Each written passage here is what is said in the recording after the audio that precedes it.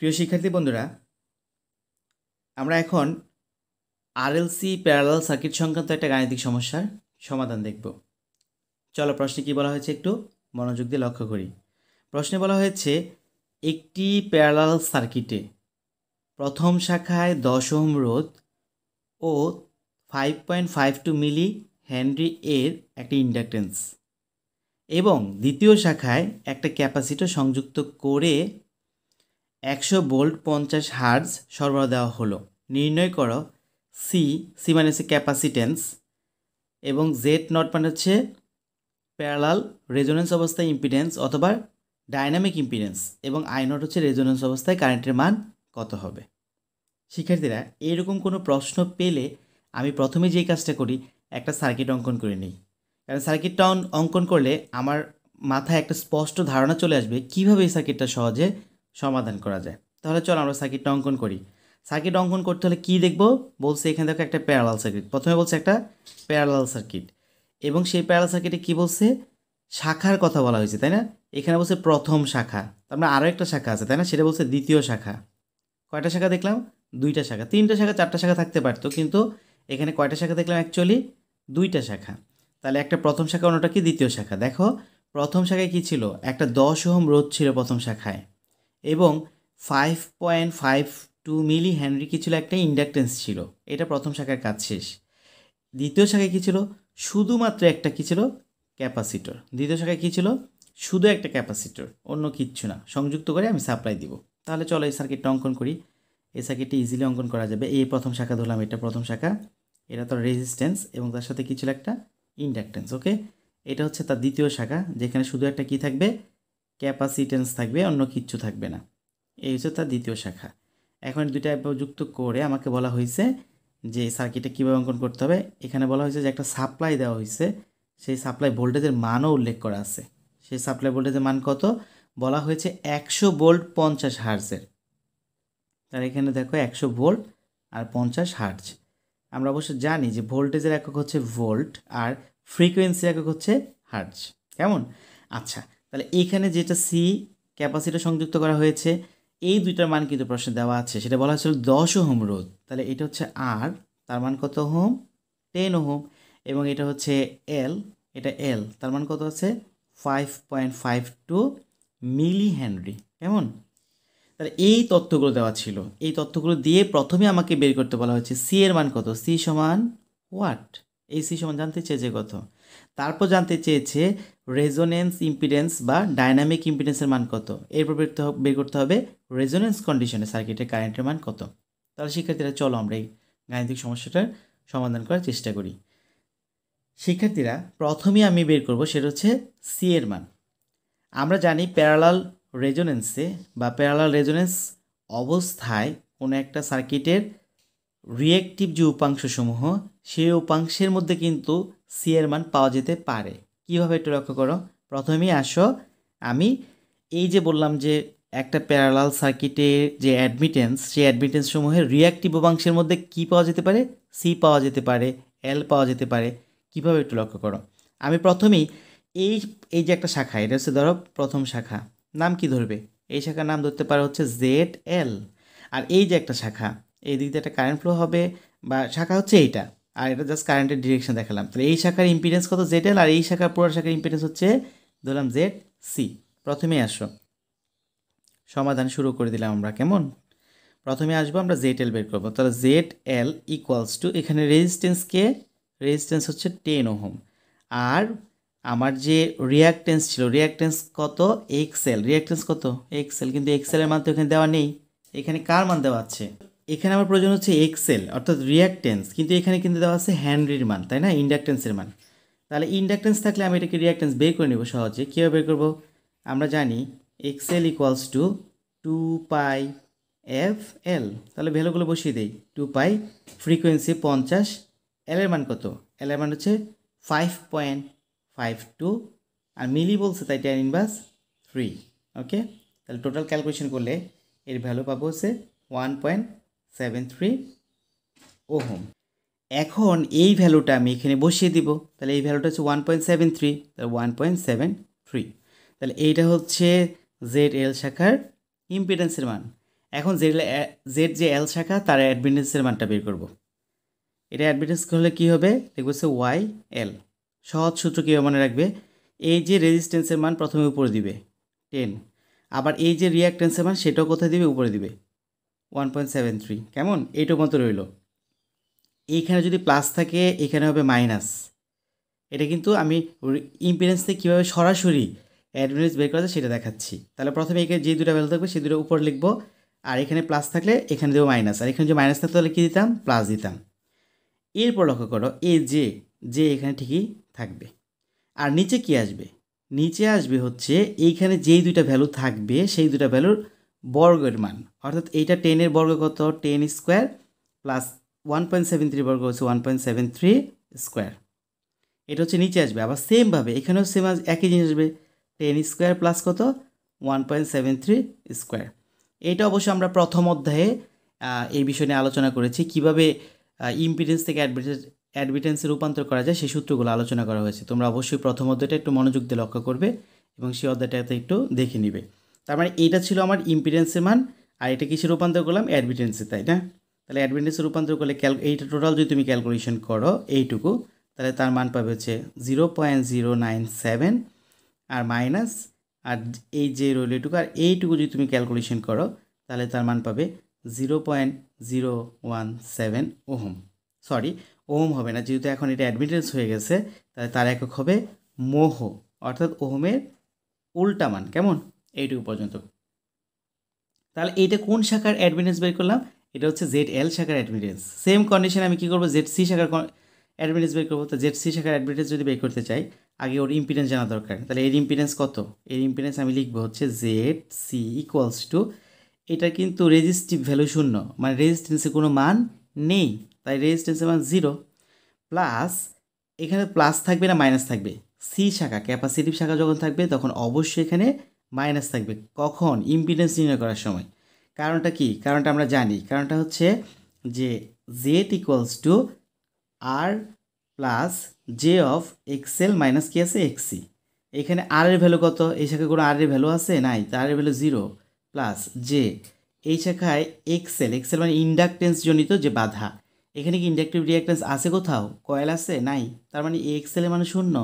এখানে কে আছে, শুধু সি, তাহলে সি দ্বারা যে গঠিত রিঅ্যাকটেন্স হবে তার নাম কী হবে, এক্সি। তাহলে এক্সির এখানে একটা ভ্যালু আমি পাবো। তারপর লাইনটা কী হবে, তারপর লাইনটা হচ্ছে এইখানে দেখো যে এই 0 তো 0 থাকবে, আর এখান থেকে 0 থেকে যখন এক্সি চলে যাবে মাইনাসের কি থাকবে, এক্সি থাকবে, আর মাইনাসের এক্সির সাথে এটা যদি তুমি গুণ করো তাহলে পাবে হচ্ছে মাইনাসের জি অফ এক্সি। তাহলে এই হচ্ছে আমার কোন শাখার ইম্পিডেন্স, এই শাখার ইম্পিডেন্স। তাহলে এই শাখার ইম্পিডেন্সটা আমি এখানে লিখে ফেললাম এক লাইনে। এখন এই ইম্পিডেন্স যখন পেলাম এর তো একটা অ্যাডমিটেন্স বের করা দরকার, তাই না? এখন আমি এই শাখার অ্যাডমিটেন্সের মান বের করব। সেক্ষেত্রে লক্ষ্য করো আমি একটু আগে এই জায়গায় কি করেছিলাম, এই জায়গায় কিন্তু অ্যাডমিটেন্সের মান রেডি করেছিলাম, তাই না? তো অ্যাডমিটেন্সের মান এখানে মানে এটা একটা ইম্পিডেন্স, এখান থেকে কিন্তু অ্যাডমিটেন্সের মান রেডি করেছিলাম। আমি কি বলেছিলাম, আমি বলেছিলাম যে এখানে যেই দুটো ভ্যালু থাকবে তাদেরকে উপরে লিখবো, তাই না? এখানে চিহ্ন যাই হোক না কেন এখানে তার বিপরীত চিহ্ন হয়ে যাবে। এখানে যদি প্লাস থাকে এখানে হবে মাইনাস, কেমন? অথবা এখানে যদি মাইনাস থাকে এখানে কী হবে, প্লাস হবে, আর যে যা ছিল তাই থাকবে। আর নিচে কি হবে, নিচে এইটা স্কোয়ার এটা স্কোয়ার, অর্থাৎ যেই দুটো ভ্যালু আছে সেই দুটাকে বর্গ করব। অবশ্যই এখানে প্লাস থাকলো মাইনাস থাকলো হোয়াট এভার ইট ইজ, এটা যাই থাকুক না কেন তোমাকে এইটা স্কোয়ার এবং এটা স্কোয়ার করতে হবে, কেমন? এবং মাঝে কী দিতে হবে, অবশ্যই প্লাস চিহ্ন দিতে হবে। মাঝে কী করতে হবে, অবশ্যই প্লাস চিহ্ন দিতে হবে। তাহলে চলো তো এইটার যদি আমি কি করতে চাই, অ্যাডমিটেন্স বের করতে চাই, কি করব? তাহলে এটা অ্যাডমিটেন্স বের করতে চাইলে প্রথমে আমি যেই কাজটা করব, এখানে যে দুটো ভ্যালু আছে একটা হচ্ছে 0 ভ্যালু আর একটা ভ্যালু আছে কি বলো, আর একটা ভ্যালু আছে এক্সি ভ্যালু, আমি দুটোকে উপরে লিখে ফেললাম। তারপর এখানে মাইনাস থাকলে আমি কি বলছিলাম, চিহ্নটা বিপরীত হবে, প্লাস হবে, এখানে যে আছে যেই থাকবে, কেমন? আচ্ছা, আর এখানে যেরকমভাবে দুইটা ভ্যালুকে বর্গ করেছিলাম এখানেও এইটার ভ্যালু এটার ভ্যালুকে বর্গ করব, 0 স্কোয়ার প্লাস এক্সি স্কোয়ার, 0 স্কোয়ার প্লাস এক্সি স্কোয়ার। তোমাদের হয়তো অনেকেই মনে করতে পারো যে 0-র ভ্যালু তো 0ই, ওইটা দেওয়ার কী প্রয়োজন আছে? হ্যাঁ, 0-র ভ্যালু 0 আমি তোমাদের বোঝানোর স্বার্থে এটা দিয়েছি। তুমি যদি পারো বা তুমি যদি জানো তাহলে এই অংশটুকুর মান না লিখলেও চলবে, কোনো সমস্যা নেই, কেমন? ওকে, তারপরের অংশ দিকে আমরা কিভাবে করা যায়, এটা হচ্ছে 0, আর এখানে তুমি যাই মান পাও না কেন, এখানে যাই মান পাও না কেন এখানে, হ্যাঁ, 0কে যদি তুমি ভাগ করতে চাও তাহলে তার মান কী পাওয়া যাবা, 0 পাবা। এরপর হচ্ছে যে উপরে কীভাবে লক্ষ্য করো, এক্সি ঠিক আছে, এটা যদি 0² মানে 0 আর এক্স স্কোয়ারতে এক্স স্কোয়ারই থাকবে। তাহলে এখানে যাই পেলাম, তার মান কি আসবে 0 প্লাস, এরপর অংশটা দেখি, এখানে লিখবো হচ্ছে যে উপরে এক্সি আর নিচে এক্সি স্কোয়ার, তাহলে একটা কাটতে পারি, নিচে লিখবো একটা এক্সি, কেমন? তাহলে 1/xc। তাহলে এখন দেখো তো, এটা হচ্ছে প্রকৃত উপাংশ বা অ্যাক্টিভ উপাংশ, এটা হচ্ছে রিঅ্যাক্টিভ উপাংশ। তাহলে অ্যাডমিটেন্সের এটা হচ্ছে অ্যাক্টিভ, এটা হচ্ছে রিঅ্যাক্টিভ। এখন প্যারালাল সার্কিটে রেজোনেন্স কখন ঘটবে? আমরা জানি একটা প্যারালাল সার্কিটের রেজোনেন্স তখনই সংঘটিত হবে যখন একটা প্যারালাল সার্কিটের অ্যাডমিটেন্সের রিঅ্যাক্টিভ উপাংশসমূহের যোগফল কী হবে? 0 হবে। তাহলে দেখো, এইটা হচ্ছে একটা প্যারালাল সার্কিট, রিঅ্যাক্টিভ উপাংশসমূহ দেখো, এইটা একটা শাখা ছিল ইম্পিডেন্স, তার অ্যাডমিটেন্স বের করছি আমি এইটুকু। আবার দেখো এইটা একটা শাখা ছিল, এই শাখারও অ্যাডমিটেন্স বের করছি, সেটা কোনটুকু? এইটুকু, কেমন? এইটুকু। এখন কী বললাম, শর্তটা কী ছিল? যে অবশ্যই যতগুলো শাখা থাকবে প্রত্যেকটা শাখার রিঅ্যাক্টিভ উপাংশের যোগফল কত হবে? 0 হবে। তাহলে এইটা হচ্ছে একটা শাখা, তাহলে এই শাখার এটা হচ্ছে অ্যাক্টিভ উপাংশ, কারণ এর সাথে যে নাই আর এর সাথে যে আছে, তাই এটা হচ্ছে রিঅ্যাক্টিভ অংশ। তাই এই রিঅ্যাক্টিভ অংশ আমি একটু লিখে নিই শর্ত মতে, হ্যাঁ, শর্ত মতে তো একটু শর্তটা কি বললাম, শর্ত মতে কী হবে? এইটার রিঅ্যাক্টিভ অংশ মাইনাস যে 0.017, হ্যাঁ, প্লাস এইটার রিঅ্যাক্টিভ অংশ অর্থাৎ 1/xc ইকুয়ালস টু 0 হবে, অর্থাৎ রিঅ্যাক্টিভ উপাংশসমূহের যোগফল কী হবে? 0 হবে। এরপর লক্ষ্য করো, এখানে কিন্তু একটা জে ছিল, পরের লাইন কী হবে? আমি লিখতে পারি পরের লাইন, দেখো জে অফ 1/xc এখানে রেখেই দিলাম, আর এখানে মাইনাস ছিল সেটা প্লাস করে এই পাশে চলে গেল, জে কত? 0.17। এরপর ক্যালকুলেশন করো, ক্যালকুলেশন করলে কী হবে? দুই পাশে জে বাদ দিব, তাই না? জে বাদ দিলে 1/xc, এক্সির মান কি? 2πfc, কিন্তু সে 2πfc সরাসরি হবে না, কারণ এক্সির মানে হচ্ছে 1/2πfc, এক্সি মানে কি? 1/2πfc। তাহলে মনে মনে উপরে একটা 1 ধরো, এই 1টা হচ্ছে এই 1, আর এইটা কি? এই ভ্যালুটা কই পেলাম? এই ভ্যালুটা হচ্ছে এই যে এক্সির ভ্যালু। এক্সির ভ্যালু কি? এক্সির ভ্যালু হচ্ছে 1/2πfc। আর এখানে কি ছিল? এই পাশ থেকে যে বাদ দিছে, এই পাশ থেকেও যে বাদ, কত পেলাম? হচ্ছে 0.017। এরপর দেখি একটু উল্টে যাবে, একটু কী হবে? উল্টে যাবে, উল্টে গেলে কী হবে? 2πfc উপরে চলে যাবে, অর্থাৎ 2πfc চলে গেলো উপরে, আর নিচে ভ্যালু কি আসলো? 0.017, কেমন? তাহলে এখান থেকে কার মান বের করতে হবে? এখান থেকে বের করতে হবে সি এর মান, সে আমার কাঙ্ক্ষিত মান, তাই না? তাহলে সি রেখে 0.017 তার সাথে ভাগ দিলাম কি দিয়ে? 2πf দিয়ে, তার মানে 0.017, আর 2πf হচ্ছে 2πf এর মান হচ্ছে 50। ক্যালকুলেশন করলে এর একটা ভ্যালু তুমি পাবে, সেই ভ্যালু হচ্ছে 54.11 মাইক্রোফ্যারাড। শিক্ষার্থীরা, এখানে একটা লক্ষণীয় বিষয়, তোমাদের অনেক সময় কমপ্লেন করো যে স্যার আমার ভ্যালুটা কিন্তু আপনার ভ্যালুর সাথে মিলে নেই, অর্থাৎ আমি যেটা ক্যালকুলেশন করেছি তুমি যেটা ক্যালকুলেশন করো তার সাথে মিলে নেই। হ্যাঁ শিক্ষার্থীরা, অনেক সময় এরকমটা হয়। এটা কেন হয়? এটা হচ্ছে যে আমরা যদি কোনো একটা ভ্যালু নেই, তার যদি দশমিকের পরে যে ভ্যালুগুলো আমরা সঠিকভাবে নিতে পারি, তাহলে মানটা কিন্তু আমার মতো অনেকটা কাছাকাছি চলে আসবে। আমার ভ্যালুটাই সঠিক এরকমটা না, আমি বলতে চাচ্ছি যে এখানে দশমিকের পরে কত ঘর নিলা, আমি কিন্তু দশমিকের পর পাইটা পুরোটা ক্যালকুলেশন করছি, পুরোটা ক্যালকুলেশন করার ফলে আমার মান কিন্তু 54.11 মাইক্রোফ্যারাড আসছে। তোমরা যদি দেখা গেছে পায়ের মান 3.1416 ব্যবহার করো, তখন কিন্তু মানটা কিছুটা কম বেশি আসবে, তাতে ভুল হবে এরকমটা কিছু না। হ্যাঁ, এই সামান্য দশমিকের জন্য মানের কিছু পরিবর্তন হবে, কিন্তু তার জন্য তোমার অঙ্ক ভুল, বইয়ের সাথে উত্তর মিলিনি বা আমার সাথে উত্তর মিলিনি, তার ভুল হয়েছে এরকমটা কিছু না। কেমন? এই ক্যালকুলেশনে তোমরা তাহলে নিজেরা দেখবে। তাহলে আমার যে কাঙ্ক্ষিত প্রশ্ন ছিল সেটা কার মান? সি এর মান বের করতে বলা হয়েছিল। এই দেখো, দুঃখিত, এটা হচ্ছে সি এর মান বের করতে বলা হয়েছিল, তাই না? এই সি এর মান কিন্তু বের হয়ে পড়ছে। এখন বের করতে হবে কি? Z nought. জেড নট মানে কি? রেজোনেন্স ইম্পিডেন্স, অথবা আমি এটার নাম বলেছিলাম কি? Dynamic impedance. তাহলে জেড নটের একটা ফর্মুলা আমরা কিন্তু জানি, সেটা হচ্ছে দেখো, জেড নট বা dynamic impedance equals to L/CR।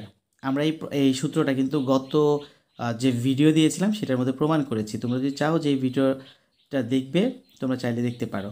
তাহলে এল এর মান কত ছিল? এল তো আমরা জানি, সেটা হচ্ছে 5.52 মিলি হেনরি। তাহলে মিলি মানে কি? 10⁻3। এরপর সি, সি মানে ক্যাপাসিটেন্স, অনেক কষ্ট হলো আমাদের বের করতে, তাই না? তাহলে আমরা এটা বের করলাম, তার মান কত দেখো, 54.11 মাইক্রো মানে 10⁻6 ফ্যারাড। এরপর আর এর মান কত আমরা সেটা জানি, সেটা হচ্ছে 10 ওহম। তাহলে এইটুকু যদি টোটাল ক্যালকুলেশন করো, তাহলে এর ভ্যালু তোমরা পাবে 10.22 ওহম। এটা হচ্ছে আমার ডাইনামিক ইম্পিডেন্সের মান। আরেকটা মান বের করতে বলা হয়েছে প্রশ্নে, সেই মানটা কি আমরা আরেকটু দেখি। এই মানটা বলা হয়েছে এখান থেকে যে আই নট অর্থাৎ রেজোনেন্স কন্ডিশনে কারেন্টের মান কত হবে। কেমন? তাহলে রেজোনেন্স কন্ডিশনে কারেন্টের মান যদি বের করতে চাই, এর সহজ বিষয় সূত্র, resonance current equals to resonance অবস্থায় ভোল্টেজ এবং রেজোনেন্স অবস্থায় ইম্পিডেন্স। রেজোনেন্স অবস্থায় ইম্পিডেন্স কিন্তু ডাইনামিক ইম্পিডেন্স, তাই না? তাহলে এটা ভ্যালু বসাও। ভোল্টেজের মান কত? প্রশ্নে বলা হয়েছিল ভোল্টেজের মান হচ্ছে 100 ভোল্ট, মান বসিয়ে দিলাম। আর জেড নট আমরা এখান থেকে বের করেছি, সেটা কত? 10.22 ওহম। তাহলে টোটাল যদি তুমি ক্যালকুলেশন করো, তাহলে এর মানটা পাবে 9.78 এম্পিয়ার। তাহলে তিনটা ভ্যালু আমাকে বের করতে বলা হয়েছিল। কার কার ভ্যালু? একটা সি এর ভ্যালু, এই যে সি এর ভ্যালু আমি বের করলাম।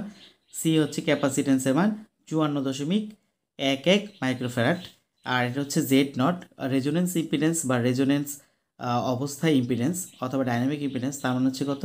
10.22 ওহম। আর এটা হচ্ছে রেজোনেন্স অবস্থায় কারেন্টের মান কত হবে, সেটা হচ্ছে 9.78 এম্পিয়ার। তাহলে এই ছিল এই গাণিতিক প্রশ্নটার সমাধান। শিক্ষার্থীরা ধন্যবাদ সবাইকে।